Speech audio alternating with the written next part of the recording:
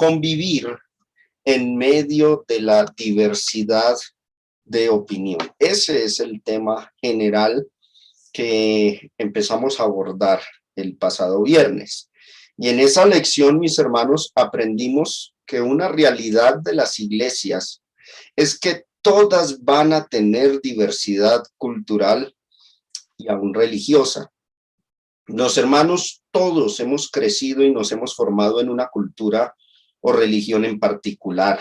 Venimos del catolicismo, otros vienen de los testigos de Jehová, otros vienen de las iglesias evangélicas, y por muchos años, 10, 20, 30 o toda la vida, nos hemos formado en esa cultura, en esa religión, y muchas de nuestras acciones, actos, pensamientos, conductas provienen o se han formado gracias a esas instancias, por lo cual cuando llegamos a Cristo, a conocer el verdadero evangelio, a entrar en su verdadera iglesia, es un problema la diversidad cultural y religiosa, porque esto genera problemas de convivencia entre los hermanos. Todos hemos crecido y nos hemos formado en una cultura o religión en particular, y es algo innegable. Y en medio de la hermandad así nos formamos y así vamos creciendo a la par. Y vimos también en la pasada lección que esa diversidad es una de las principales causantes de las divisiones en la iglesia. También, mis hermanos, hablamos un poco de la temática tratada por el apóstol Pablo en la carta a los Romanos capítulo 14, donde habló de los débiles en la fe, de los fuertes en la fe. Aprendimos que los débiles en la fe son personas muy consagradas, pero que su problema es que una vez convertidos a Cristo, siguen arraigados mental y psicológicamente a ciertas costumbres de antaño, particularmente heredadas de sus padres o, como ya dije, de la religión en la que hemos sido formados. El mejor ejemplo bíblico de hermanos débiles en la fe fueron los cristianos judíos que formaban parte de las congregaciones locales de entre los gentiles. En este caso, la carta a los romanos tenía esa problemática. La iglesia de Roma conformado por cristianos tanto del gentilicio como del judaísmo. A los débiles en la fe, Dios les pide que no juzguen a sus hermanos con base en sus escrúpulos y opiniones. Y a los fuertes en la fe, Dios les pidió que fueran pacientes y tolerantes con los débiles y que no los menospreciaran. Aprendimos que los fuertes en la fe son cristianos que no se han atado a ninguna práctica o creencia religiosa, sino por el contrario, una vez convertidos a Cristo, se despojaron de toda esa vieja levadura y religiosidad y optaron más bien por formar sus mentes, conciencias y corazones en los caminos verdaderos del Señor, educar la mente acorde a la nueva ley de Cristo, bajo las normas del Evangelio. Los que andan así, despojados de toda vieja religión y formados únicamente en el Evangelio, esos son los hermanos fuertes en la fe que refiere el apóstol Pablo en la carta a los Romanos en el capítulo 14. Otra cosa que aprendimos en la pasada lección, mis hermanos, es que un hermano débil en la fe, y esto vale la aclaración acá, no necesariamente tiene que ser el recién convertido, aunque por regla general, un recién convertido es un niño en Cristo débil en la fe. Vimos el ejemplo de Pedro, del apóstol Pedro, quien a pesar de que se le mandó a predicar el evangelio a toda criatura, la gran comisión, Mateo capítulo 28, Marcos 16, Lucas 24, en fin, a pesar de que se le mandó a predicar a todas las naciones, a toda criatura, a todas las personas de toda nacionalidad, después de 11 años de esa ordenanza, este apóstol vacilaba en ir a predicarle a los gentiles. Tuvo que intervenir Dios y mostrarle por medio de una visión que los gentiles debían oír el evangelio y que podían ser salvos, y a partir de entonces fue que Pedro pudo ir finalmente con los gentiles. Y eso que después de un viaje evangelístico del apóstol Pablo. 14 años después dice que descendió a Jerusalén y tuvo que confrontar a Pedro cara a cara en vista de que todavía seguía con sus escrúpulos del judaísmo. Así que tenemos a un apóstol, imagínense, un apóstol que era débil en la fe en este respecto. Hoy vamos a estudiar con esta temática, vamos a continuar con esta temática, pero vamos a abordar algunos aspectos importantes que Dios nos muestra en la Escritura, aspectos que nos indican o mejor nos muestran cómo debemos los cristianos convivir en medio de la diversidad de opiniones. Y vamos a comenzar hablando de la libertad que Cristo nos ha ofrecido, que aunque bien se llama libertad, mis hermanos, debe ser manejada sabiamente.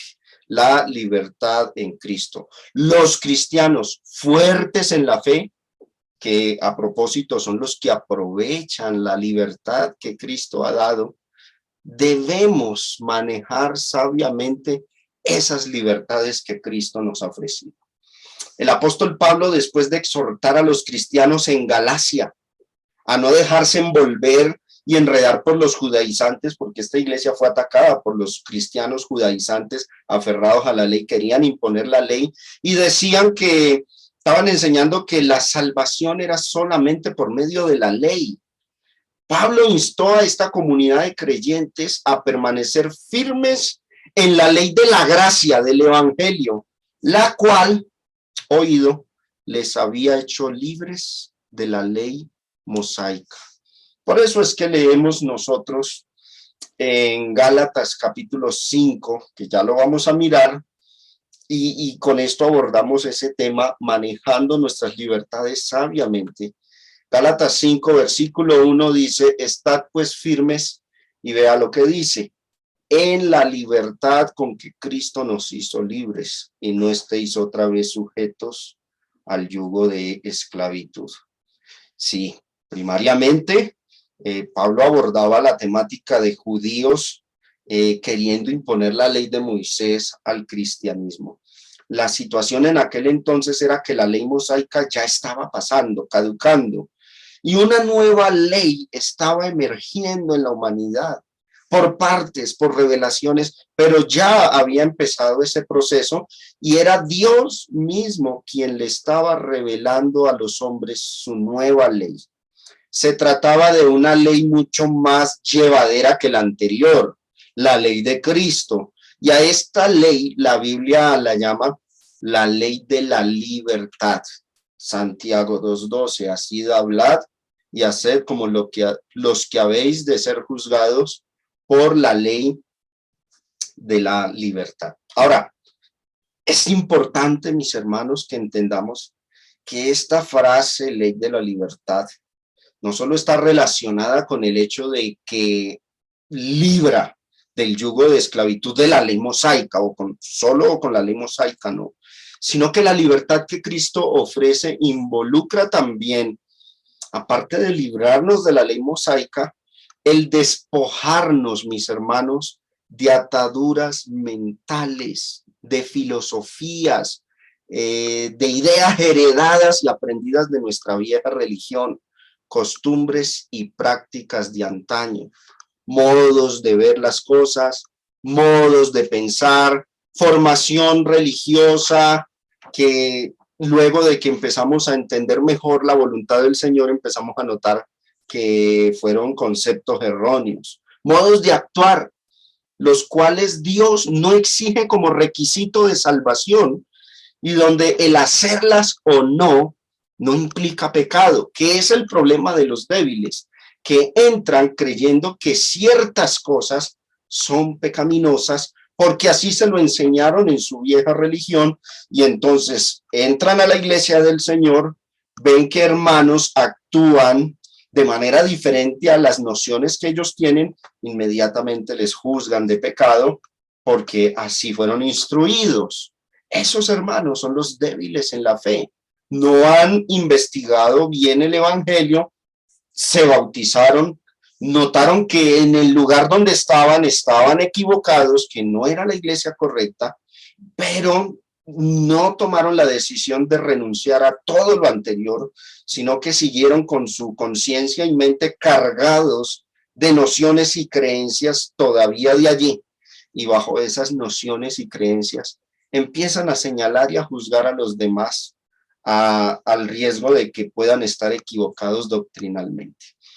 Quiero que observemos, hermanos, que pese a que dicha ley se le llamó la ley de la libertad, como dice ahí, juzgados por la ley de la libertad, y como su nombre le indica, nos da más libertad de vida en comparación con lo que era la ley de Moisés, o a lo que son ciertas costumbres religiosas que se enseñan en diferentes grupos y etnias y credos. Al mismo tiempo, mis hermanos, Dios nos advierte que la libertad en Cristo no se debe convertir en una excusa para que el hombre corra hacia el pecado o para que vivamos en libertinaje. No hemos de confundir libertad con libertinaje, dos cosas totalmente diferentes. El apóstol Pedro dice en su primer carta, capítulo 2, versos del 15 al 16, porque esta es la voluntad de Dios, no que haciendo el mal, sino que haciendo bien lo recto delante de él, hagáis callar la ignorancia de los hombres insensatos. Como libres, claro, la ley de Cristo nos ha hecho libres, pero no como los que tienen la libertad como pretexto para hacer lo malo, sino como siervos de Dios.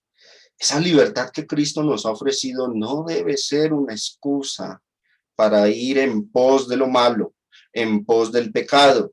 También lo advirtió Judas, versículo 4, porque algunos hombres han entrado encubiertamente, los que desde antes habían sido destinados para esta condenación, hombres impíos, que convierten en libertinaje la gracia de nuestro Dios y niegan a Dios el único soberano y a nuestro Señor Jesucristo.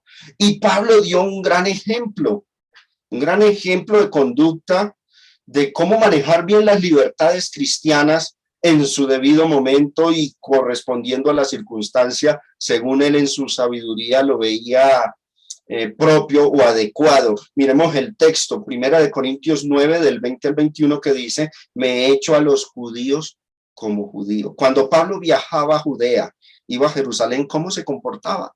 Como judío. De hecho, leímos en la lección anterior que una vez llegado allí estaba expuesto a críticas por parte de cristianos judaizantes, llegó y se purificó en el templo, se hizo judío a los judíos, para ganar a los judíos, con ese propósito lo hacía. A los que están sujetos a la ley, aquí debe haber una elipsis, un término que no vemos, pero que es evidente, que se infiere, sujetos a la ley mosaica. A los que están sujetos a la ley de Moisés, aunque yo no esté sujeto a la ley. Pablo entendía perfectamente que en Cristo era libre de la ley de Moisés. Aclara él eso. Se comportó como judío, vivió como judío, siguiendo las costumbres y la cultura de ellos para ganar a los judíos, a esos que están sujetos a la ley, aunque él reconoce que ya no estaba sujeto a esa ley. Se comportaba como sujeto a la ley, como si estuviese sujeto. Podemos leer Hechos capítulo 21, lo leímos la lección anterior y vemos que lo hizo para ganar a los que están sujetos a la ley. Pero cuando le tocaba convivir entre los gentiles, dice, a los que están sin ley, como si yo estuviera sin ley. Trataba de amoldarse a las costumbres y a la cultura de los gentiles, según al pueblo que fuese a evangelizar. Pablo se adaptaba, Pablo convivía, ese es nuestro tema, la convivencia, ¿no? Convivía con ellos sin escrúpulos, sin ataduras mentales, era un hombre fuerte en la fe. Pero Pablo aclara que no estaba él sin la ley de Dios, sino bajo la ley de Cristo, que le daba esa libertad de poderse acercar a un gentil, cosa que la ley de Moisés impedía, porque bajo la ley mosaica un judío acercarse a un gentil era un escándalo, era un asunto de inmundicia y de contaminación para el judío. Pero ¿con qué fin lo hacía Pablo? Para ganar a los que están sin ley.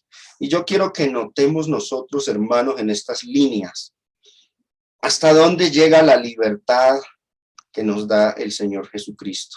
hasta el punto de que en cualquier cultura nos podemos amoldar los cristianos. Podemos adoptar ciertas costumbres que si no contradicen la ley de Cristo, no hay ningún inconveniente en que las practiquemos o las llevemos a cabo a sabiendas de que estamos bajo la ley de Cristo, como lo dice Pablo en el versículo 21, no estando yo sin ley de Dios, sino bajo la ley de Cristo. Dios por medio de Pablo advirtió que ahora bajo la dispensación cristiana, los hombres tendríamos más libertad de hacer ciertas cosas que en la vieja religión eran mal vistas, eran consideradas pecaminosas. Sin embargo, en vista que Dios mismo sabía que la gente una vez se acostumbra a cierto estilo de vida, así somos los seres humanos, nos es difícil despojarnos de ciertas manías, de ciertas conductas. Dios advirtió por medio de Pablo a los hermanos fuertes en la fe a que tuvieran tacto, a que tuvieran cierta cautela, que fueran sabios a la hora de hacer ciertas cosas, no sea que afecten la conciencia de los débiles, o también que por causa de la práctica o acción que hagan, que lleven a cabo, generen controversias y escándalos en la iglesia que bien se pueden evitar si se manejan con sabiduría. Por eso el apóstol Pablo advirtió lo siguiente, Primera de Corintios capítulo 10 del 23 al 24, todo me es lícito. Evidentemente esa palabra todo no debe tomarse con sus debidas limitaciones. Todo no es un todo absoluto, sino todo asunto de opinión o todo lo que Dios en su santa palabra, en particular en el Nuevo Testamento, no ha juzgado como pecado. Lo dejó a la libre decisión del individuo. Todo es lícito. Ahora, no en todo momento, porque no siempre conviene hacerlo. Dice, pero no todo conviene. Todo me es lícito, pero no todo edifica. A veces ciertas acciones lícitas, que yo puedo hacerlas, que Dios no me condena por hacerlas, no conviene hacerlas, porque alrededor pueden haber hermanos débiles en la fe que se van a afectar por mi conducta, o no todo edificará a los hermanos, puede generar controversia. Por eso luego añade, ninguno busque su propio bien o su propia satisfacción, sino el del otro. Preocupémonos por los hermanos débiles en la fe, mientras ellos se fortalecen. No es de toda la vida. No es pues de que tenemos que soportar las flaquezas de los débiles por el resto del tiempo, porque ese hermano débil en la fe, a propósito, está llamado por Dios a fortalecerse. Y si no se fortalece, anda mal delante de Dios. Hay que vencer nuestras debilidades. El galardón que Dios da en el día de la premiación será para el que venciere. Al que venciere, al que logre vencer todas estas debilidades, será quien reciba la corona de vida. Y es que, mis hermanos, la vida cristiana no consiste en vivir agradándonos a nosotros mismos sin considerar a los hermanos que en medio de su debilidad mental no avanzan porque se sienten incómodos, o inclusive a hermanos débiles en la fe que confiesan, me siento en el lugar equivocado. ¿Por qué? Porque la costumbre de los demás es diferente a la de él y él los juzga de que están pecando. La vida cristiana se trata de negarse a uno mismo, de no buscar nuestro propio bien, sino el bienestar de los demás, para que todos crezcamos y avancemos hacia la meta que es el cielo. Así que todo cristiano que es fuerte en la fe tiene una gran responsabilidad delante de Dios y en favor de la iglesia, por supuesto, y es el de andar sabiamente, de aprender a discernir situaciones de vida y conducta, de aprender a tomar las mejores decisiones por el bien espiritual de los demás. La gracia de Dios, la ley de la libertad, no es, mis hermanos, un pasaporte, una luz verde en el semáforo al libertinaje y al abuso de las libertades, sin importar cómo nuestras acciones puedan llegar a afectar a los demás hermanos. Más bien, nuestra libertad cristiana es una ocasión para que le demos gracias a Dios. Nos quitó un yugo, Imagínense todos nosotros bajo la ley. ¿Cómo sería, no? Como dijo el apóstol Pedro, ¿no? Un yugo que ni nosotros ni nuestros padres hemos podido llevar. Hechos capítulo 15. Eso era la ley de Moisés. La libertad que Cristo nos ha dado debe ser una ocasión para la gratitud, pero no para abusar de ellas y mucho menos generar controversia en la iglesia y en especial teniendo tacto con los hermanos débiles en la fe.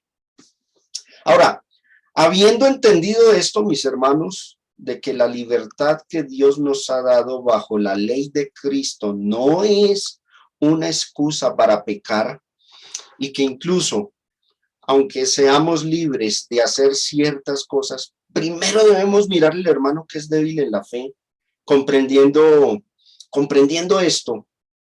Vamos a abordar el problema de los hermanos débiles en la fe. Ya aprendimos que tenemos que hacerlos fuertes, andar sabiamente. Con nuestras libertades hay que tener sabiduría. No todo conviene. Vamos a abordar ahorita el tema de los hermanos débiles en la fe, que acostumbran hasta el son de hoy a cometer en la iglesia juicios apresurados. El error de juzgar a los demás de manera apresurada, con base en lo que aprendieron en su vieja religión.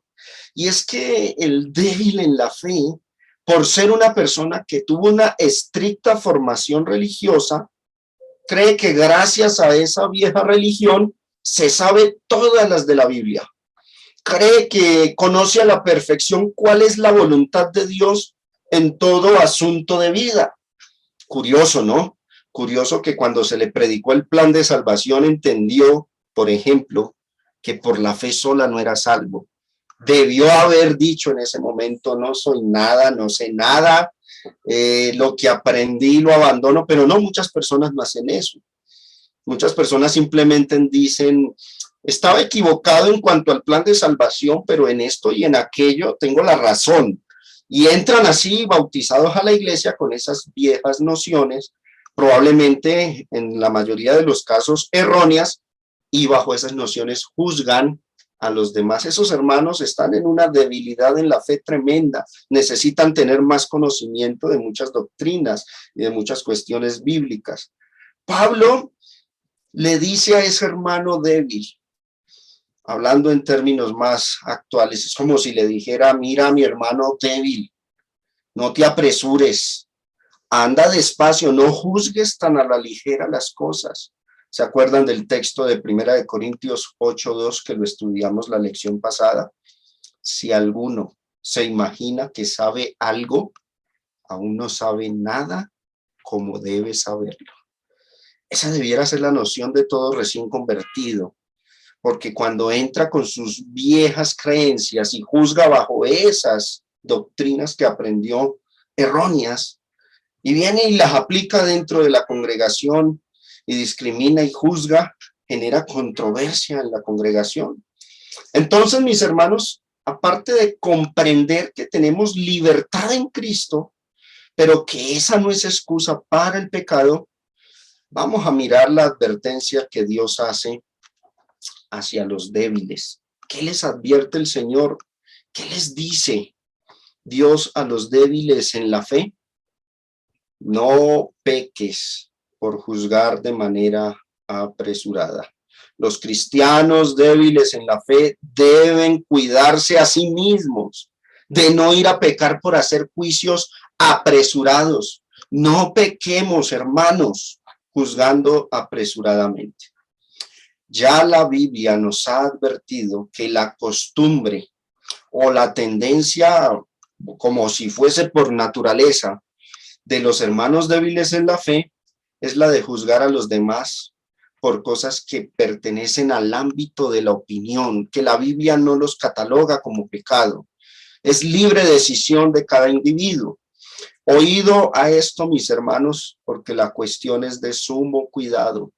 Un hermano débil en la fe, cuando juzga alguna cosa o a alguien basado en su opinión personal, la cual en la mayoría de los casos, ese individuo, ese cristiano débil, está convencido, plenamente convencido de que lo que está juzgando es asunto de fe y de doctrina o de ley divina, ese hermano, por juzgar así apresuradamente, sin examinar las escrituras, si lo que está juzgando es correcto o incorrecto, ese hermano está pecando.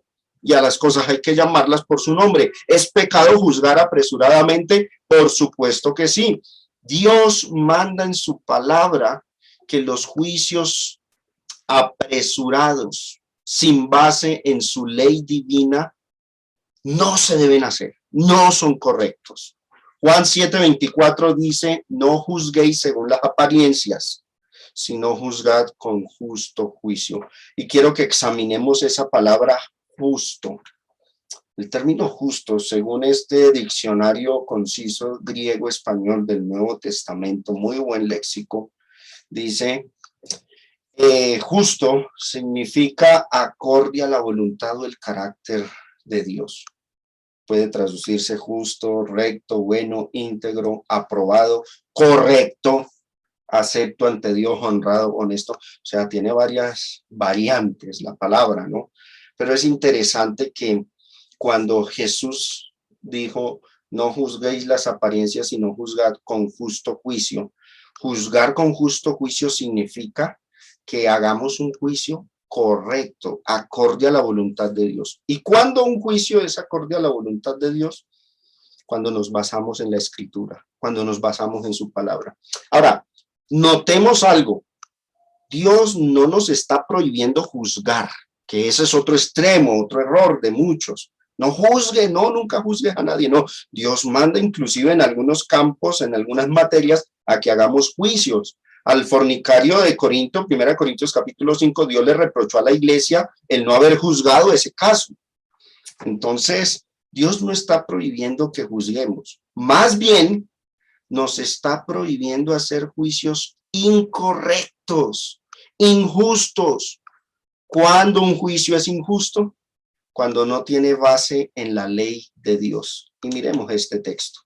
Primera de Juan capítulo 3, versículo 4. Todo aquel que comete pecado infringe también la ley, pues el pecado, ¿qué es? Infracción de la ley. Así que todo señalamiento en el cual un hermano llegue a decir, esto es pecado, esto está mal, mira, no hagas eso, estás pecando, estás fallando, no te vistas así, no te hagas esto, no hagas aquello, porque pecas, como dice Colosenses 2, no manejes, ni gustes, ni aún toques. Pero si no tiene base ni justificación en la ley de Dios, en la palabra de Dios, si ese pecado no aparece señalado en la escritura, pues entonces es un juicio injusto, incorrecto, y por ende el que lo está ejecutando está pecando.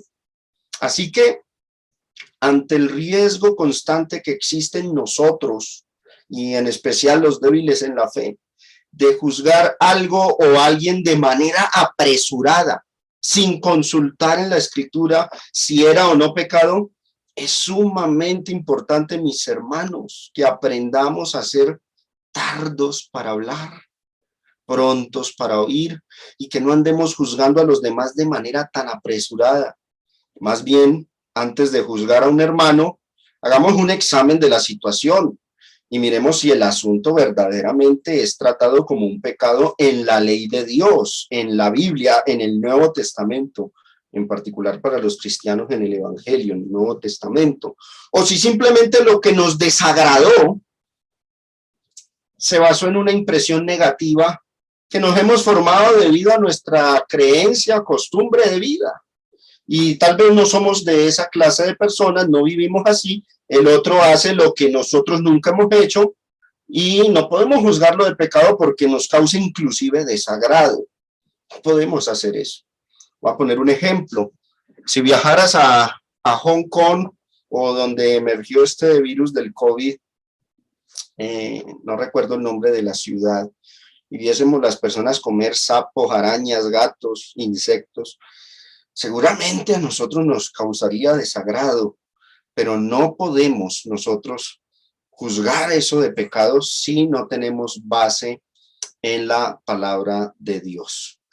Así que, mis hermanos, hay un riesgo tremendo de apresurarnos a hacer juicios injustos. Y Jesús dijo que el juicio que hiciéramos nosotros debía ser justo, es decir, correcto. Porque al fin y al cabo, mis hermanos, en el día final, cuando tengamos que rendir cuentas ante el gran juez del mundo, lo que nos va a juzgar a nosotros será la ley de Dios, nada más. Ninguna opinión valdrá en aquel día. Dice Apocalipsis 20, versículo 12, vi a los muertos grandes y pequeños de pie ante Dios. ¿Y qué es lo que hace Dios en el juicio? Los libros se abren, porque va a empezar el juicio. Los libros fueron abiertos y esos libros son las sagradas escrituras. Con base en ello es que se juzga entonces a la humanidad. Otro libro es abierto, el cual es el libro de la vida, pero con ese no se juzga, ¿no? Y fueron juzgados los muertos, ¿por qué? ¿En base a qué? Miremos lo que dice. Por las cosas que estaban escritas en los libros. Interesante, ¿no? Así que, ¿quién es un hermano que venga a mí a juzgarme o a señalarme con base en un asunto de opinión? Si el que me va a juzgar verdaderamente es Dios, y lo hará es conforme a lo que está escrito. El pecado es infracción de la ley. Todo juicio que hagamos debe entonces tener una base en la ley. Así que cuando un hermano juzgue a otro de pecado, pero con base solo en su criterio personal, el cual cree ciegamente que eso es asunto de ley divina, quien en realidad está pecando, mis hermanos, es el que juzga sin base bíblica. Isaías dijo, capítulo 8, verso 20, yo les digo, aténganse a la ley y al testimonio. Para quienes no se atengan a esto, no habrá un amanecer. Y alguno podría preguntarse, ¿qué tan malo o delicado es el asunto de juzgar a otra persona sin base bíblica? ¿Qué tan malo es ese pecado? ¿Qué trasfondo tiene ese pecado? Bueno, en primer lugar, Dios ha sido claro en su palabra que no solo se peca cuando le quitamos algo a la Biblia. Quitarle a la escritura es pecado, pero no solo se peca cuando se le quita, sino que también se peca cuando se le añade a ella. El que juzga a su prójimo sin base en la Biblia, diciendo y acusando que lo que hizo es pecado, está añadiendo lo que la Biblia no enseña, está pecando. Eso hacían los fariseos, ¿no? Mateo capítulo 15, del 1 al 2. Entonces se acercaron a Jesús ciertos escribas y fariseos de Jerusalén diciendo, ¿por qué tus discípulos quebrantan? Y mire lo que quebrantaban. ¿La ley de Dios? ¿Las escrituras? No. La tradición de los ancianos, porque no se lavan las manos cuando comen pan. O sea, para el pensamiento hebreo de los fariseos de la época, era un pecado terrible no lavarse las manos, pero en la ley de Dios eso jamás se estipuló como pecado. Jesús que respondió, versículo 9, en vano me honran, enseñando como doctrinas mandamientos de hombres. ¿Es un mandamiento esto de no lavarse, de lavarse las manos? Sí, es un mandamiento, pero de hombres. No se lo inventó Dios, no emergió de Dios, sino de los hombres. Añadieron. Eso es añadidura y es por ende pecado. En segundo lugar, y aquí vamos a ver el verdadero trasfondo de juzgar apresuradamente. El que juzga algo de pecaminoso sin que eso realmente lo sea, sin que la Biblia lo condene, está haciendo leyes donde no las hay y por ende está ejerciendo el papel de juez, está actuando solo como puede actuar Dios, está legislando. Cuando dice, a mi parecer, esto es pecado o esto no, está legislando. ¿Y saben qué es eso? Eso es usurpar el trono de Dios, un pecado serio. Santiago, capítulo 4, del 11 al 12, dice, hermanos, no murmuréis los unos de los otros. El que murmura del hermano y juzga a su hermano, y aquí habla desde un juicio apresurado, porque es correcto juzgar si tenemos base bíblica, lo reitero, pero el que hace juicios apresurados murmura de la ley y juzga a la ley. Es como si dijera, no estoy de acuerdo con que la ley divina no condene esto, yo lo voy a condenar entonces. Está legislando. Pero si tú juzgas a la ley, mira, no eres hacedor de la ley, sino ¿en qué te conviertes? En juez. Estás usurpando el trono de Dios. Hacer el papel de jueces es usurpar un lugar que no nos corresponde, el lugar de Dios. Cuando imponemos nuestra opinión como ley, estamos haciendo leyes como si fuésemos Dios. Entonces, mis hermanos, es un pecado serio el juzgar tan apresuradamente las cosas basados en nociones que aprendimos ya sea de nuestros padres, familiares de alguna vieja religión. No es correcto. Ese estado o condición mental, la Biblia la trata como debilidad en la fe. Ese fue el problema de los judíos en Roma. Venían habituados a una ley que ya había sido abolida, pero para ellos era inaceptable ver a un hermano gentil comer carne de cerdo o omitir el guardar el sábado, cualquier día que para el judío era religioso, inmediatamente decía, estás pecando. Bueno, y la enseñanza de que la ley quedó abolida, ¿dónde quedó? No le importaba, estaban muy aferrados a sus nociones, y eso es debilidad. Eso no es fortaleza, es debilidad, y eso los conllevó a pecar juzgando de manera apresurada. Pablo les dice en Romanos 14, el que no come, no juzgue al que come. Romanos 14, del 1 al 4. El que hace caso del día, no juzgue al que no hace caso del día. Esta era la situación de la iglesia en el primer siglo, mis hermanos. Y ya para culminar, quiero que toquemos un caso particular, mis hermanos. Un caso que nos sirva de guía, un ejemplo, una situación especial que nos ayude a saber cómo actuar hoy día nosotros en situaciones similares.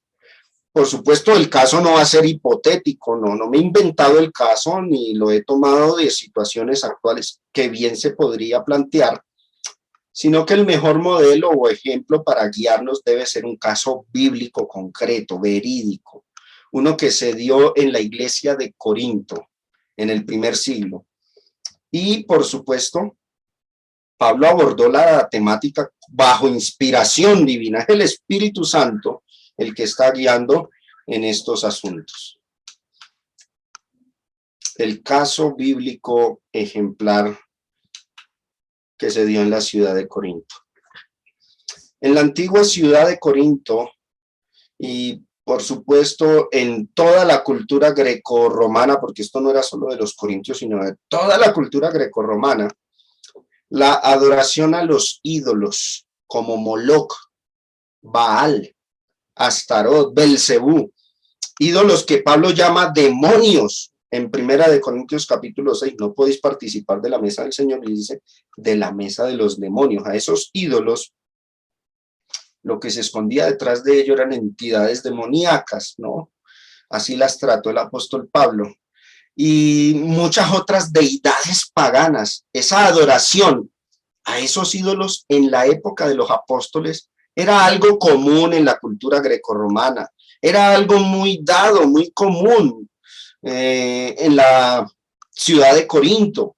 Esos cultos de adoración estaban infestados, además, mis hermanos, si estudiásemos un poco la historia y la cultura grecorromana, esos cultos de adoración estaban infestados de todo tipo de actos grotescos e inmorales.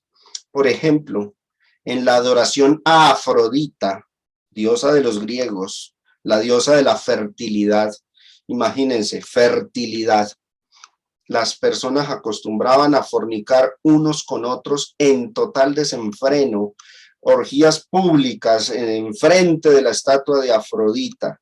Existían lo que se llamaban sacerdotisas de Afrodita, las cuales estaban dispuestas a acostarse con cuantos hombres se les aparecieran en honor y en adoración a esa deidad. Esa era la cultura de la época de Pablo, y en Corinto en especial.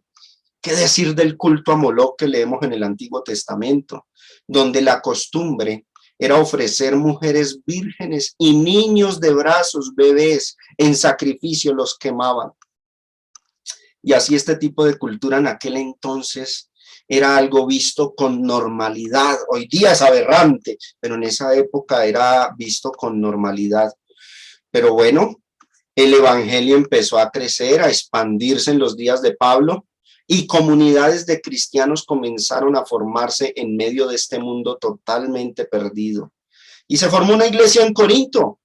Los apóstoles, por supuesto, enseñaron a los creyentes a abandonar por completo ese tipo de prácticas paganas e idólatras, a no participar de esos cultos, a vivir como manda el Señor en su evangelio, en santidad y en toda honestidad.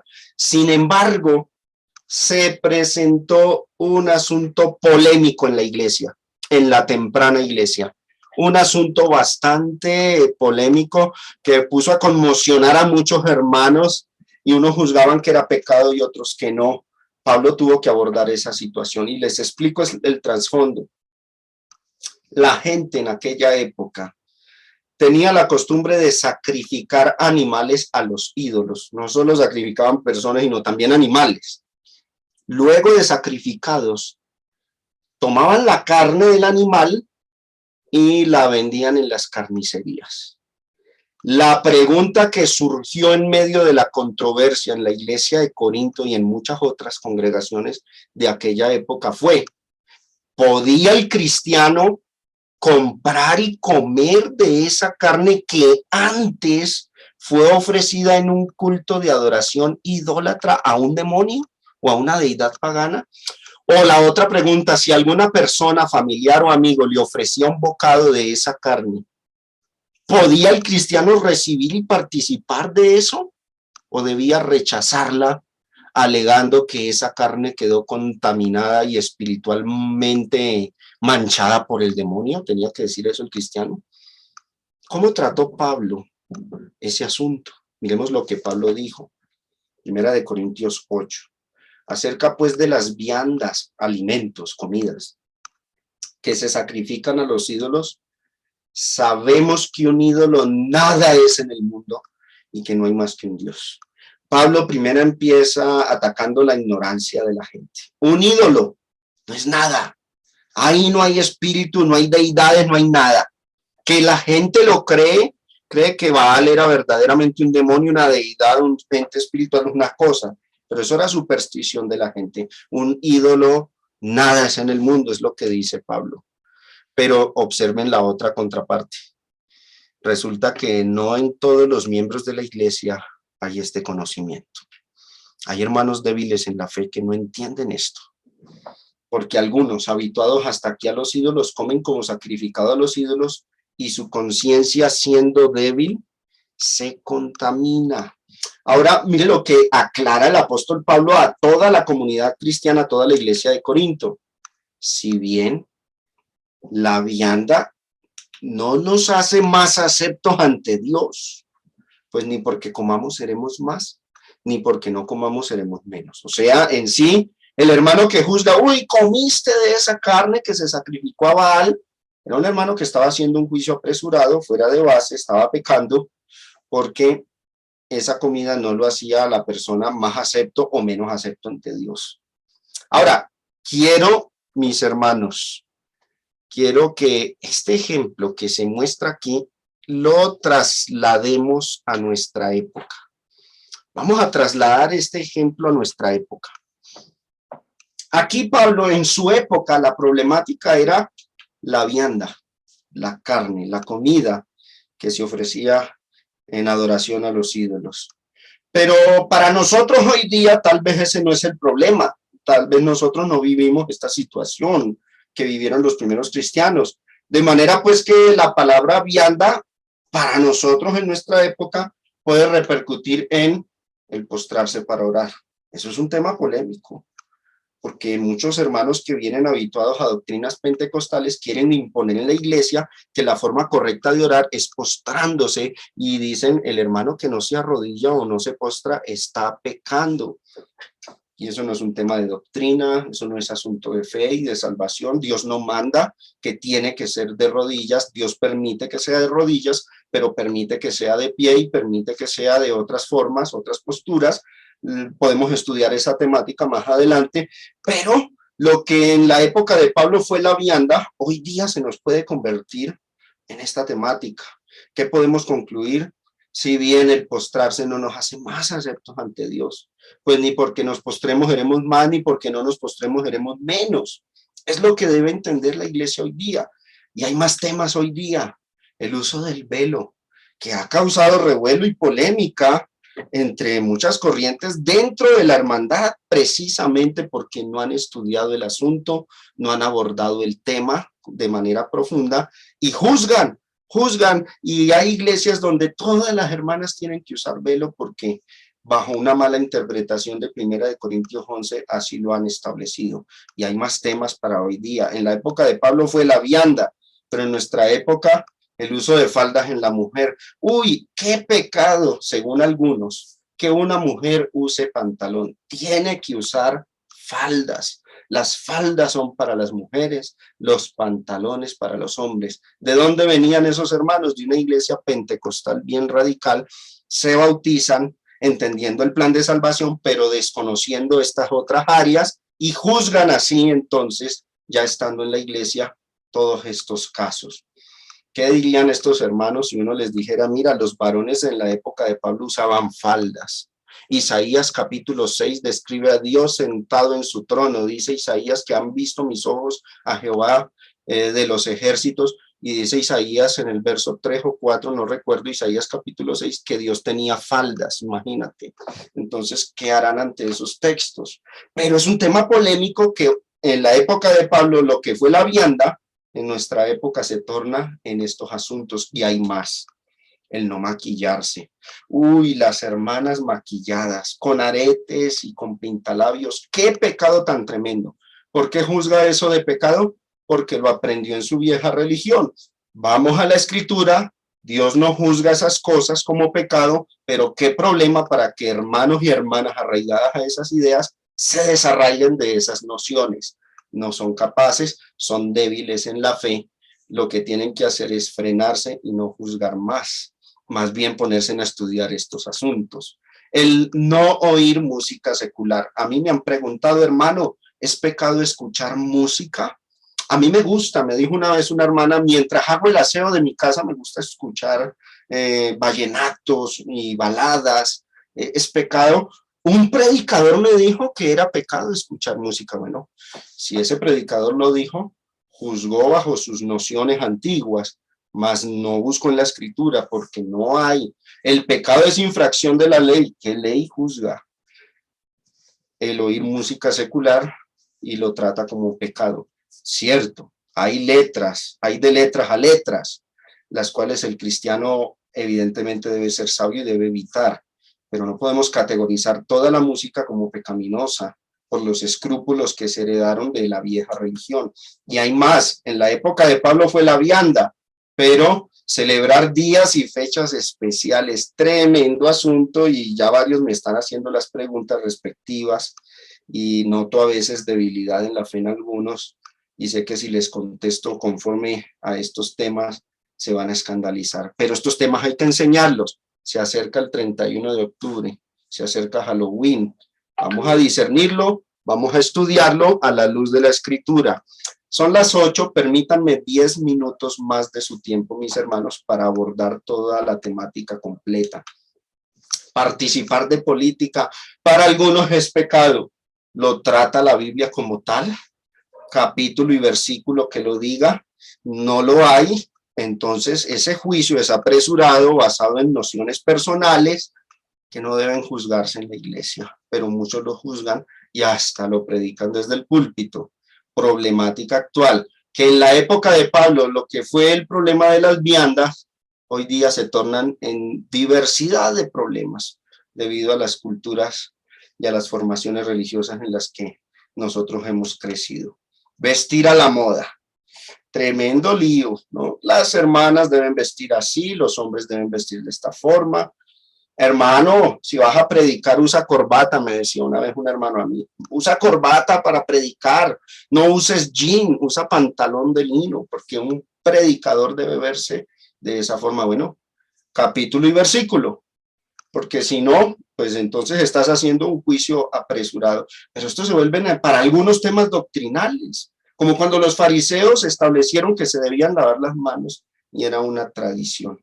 Lastimosamente, esa es la situación de la iglesia en estos tiempos.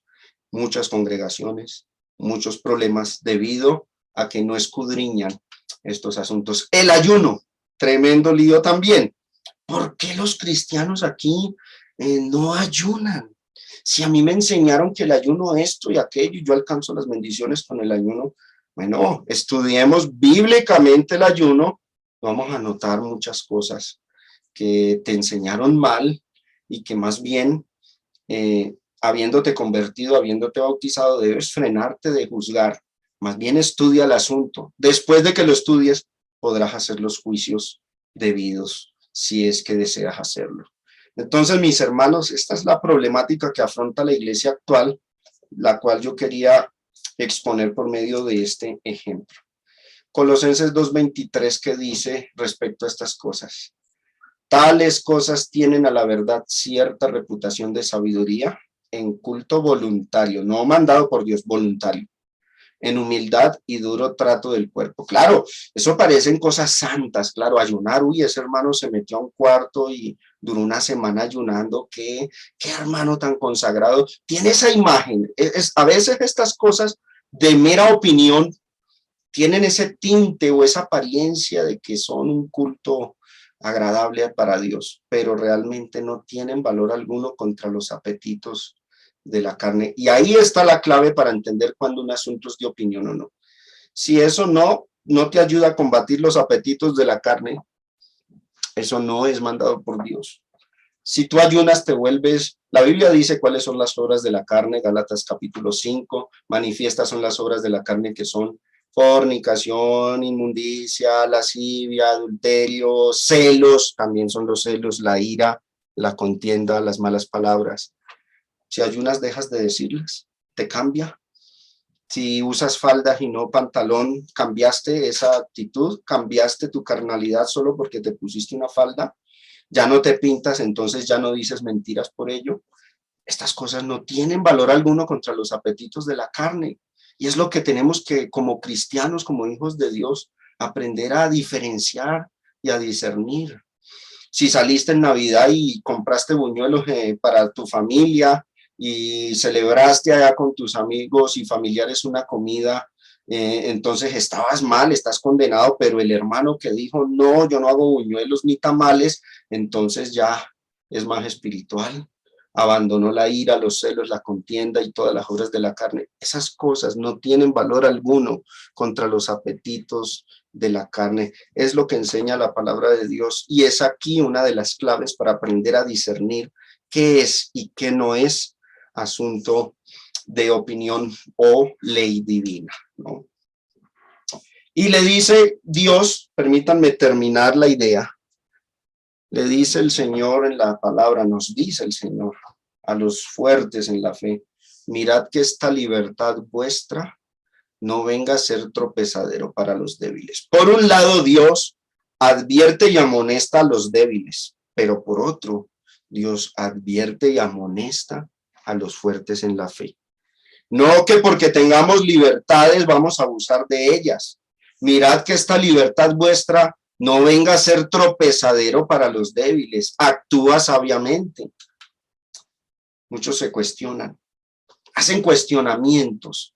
Hermanos débiles en la fe, sobre todo, son los que tienen la tendencia a juzgar algo de pecado. Esto es pecado, aquello. ¿Por qué? Porque lo aprendí en tal iglesia, me lo enseñó mi mamá, me lo enseñaron en tal denominación y entonces yo lo creo así. Mira, despójate de eso. Estás como los judíos que juzgaban a los gentiles porque comían carne de cerdo o porque hacían esto sabiendo que esa ley en Cristo ya no era válida. ¿Cuáles son los cuestionamientos actuales? Los cuestionamientos de hoy, y que los vamos a tratar en una lección futura. Halloween, se acerca la fecha. Hermano, ¿es pecado o no es pecado si disfrazo a mi hijo de pollito? ¿Es pecado pedir o dar dulces? ¿Qué es pecado en Halloween? ¿Qué no es? Lo vamos a estudiar. No es el día de hoy el momento para abordar esta temática. Y también lo que se viene, la Navidad. muchas predicaciones por internet, por redes sociales, donde juzgan y señalan estas fechas, pero vamos a ver qué enseña la Biblia. Y claro, cuando aparece alguien que enseña concretamente las cosas y muestra hasta dónde Cristo ha dado libertad y hasta dónde no, entonces los hermanos débiles en la fe, que ven estas cosas directamente como pecaminosas, ¿qué hacen? Se escandalizan. Uy, este hermano es libertino, este hermano tiende a ser pecador, y juzgan más y se hunden peor en sus juicios y no tienen en cuenta que es pecado hacer juicios apresurados. Yo les invito a ustedes, mis hermanos, a que esta lección la dejamos, ya estoy cerca de terminarla, pero vamos a abordar todos estos temas con madurez, con mente abierta, con Biblia en mano, para examinar qué es bien, qué es aceptable, qué está mal, qué es lo que Dios reprueba y qué es lo que Dios aprueba. Y quiero culminar con estos textos. Romanos 15:1. Así que los que somos fuertes, aquí Dios habla a los fuertes en la fe. Los que somos fuertes, ¿qué debemos hacer? Debemos soportar las flaquezas de los débiles. Es difícil y es incómodo que un hermano te esté juzgando por cosas que Dios no te juzga, cierto, pero el cristiano fuerte en la fe tiene un reto: soportar las flaquezas de los débiles. Y si vas a hacer algo que desagrade a tu hermano débil, no lo hagas, absténgase, por amor a ese hermano. No te agrades a ti mismo, es lo que enseña Romanos 15:1, que es la conclusión de Romanos 14, ¿no? Y la iglesia de Corinto, mis hermanos, compuesta de esta gente, judíos por un lado, gentiles por otro, judíos con sus nociones, gentiles con otras prácticas, y tuvieron que aprender a convivir dentro de la iglesia de Corinto y a crecer y a edificarse en Cristo hasta llegar a un varón perfecto a la medida de la estatura de la plenitud de Cristo. Primera de Corintios 10:25. Bueno, lo vamos a dejar para la próxima lección, lo vamos a abordar, lo vamos a culminar. Creo que llego hasta aquí. Espero, mis hermanos, que todo lo que se expuso haya sido de suficiente provecho espiritual para ustedes, que se hayan enriquecido, que hayan abierto la mente y que los que son débiles en la fe digan: hagamos un alto en el camino, voy a reexaminar mis creencias, voy a estudiar con más ahínco la palabra de Dios y ahí sí entonces haré juicios y iré más despacio. Eso es lo que debe hacer el débil en la fe. Los fuertes en la fe, ¿qué deben hacer? Mirar con amor a esos hermanos débiles, no ofuscarse cuando les juzguen. Obvio, el otro debe evitar juzgar, pero no nos ofusquemos, soportemos las flaquezas de los débiles y unánimes, unidos en una misma mente, en un mismo parecer, estudiemos las escrituras, especialmente estos temas controversiales, con toda la madurez, sin ira, sin ofuscarse, sino mirando objetivamente la palabra de Dios. Esa es la invitación que hago hoy. Nuestro tema de hoy fue la libertad que tenemos en Cristo.